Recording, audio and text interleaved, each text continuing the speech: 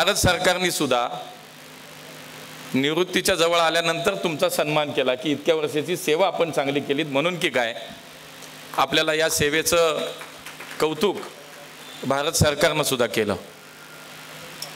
खरं तर पुणेकर आपण फार कुणाचं कौतुक करत नाही अशी एक आख्यायिका आहे।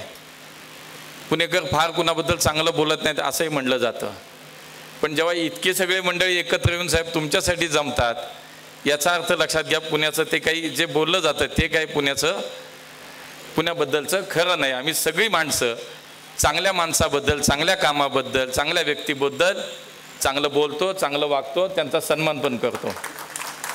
आणि मला असं वाटतं की पुण्यामध्ये असे फार दुर्मिळ क्वचित असे प्रसंग येतात की त्यामध्ये अशा प्रकारचा अशा स्वरूपाचा कार्यक्रम होतो।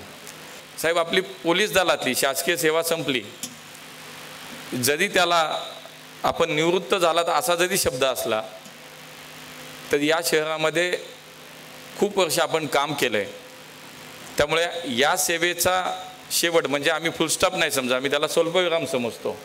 पुढच्या काळात या शहरातल्या या सामाजिक जीवनामध्ये, या सामाजिक व्यवस्थेमध्ये आपल्यासारख्या व्यक्तीची निश्चितपणे समाजाला गरज आहे। आणि आम्ही आपल्याला तसं आव्हानही करू की पुढच्या काळामध्ये या शहरातल्या सामाजिक व्यवस्थेमध्ये सुद्धा आपण सक्रिय राहावं, आपण काम करावं। पुढच्या सगळ्या आपल्या काळामध्ये आपलं आरोग्य उत्तम राहावं।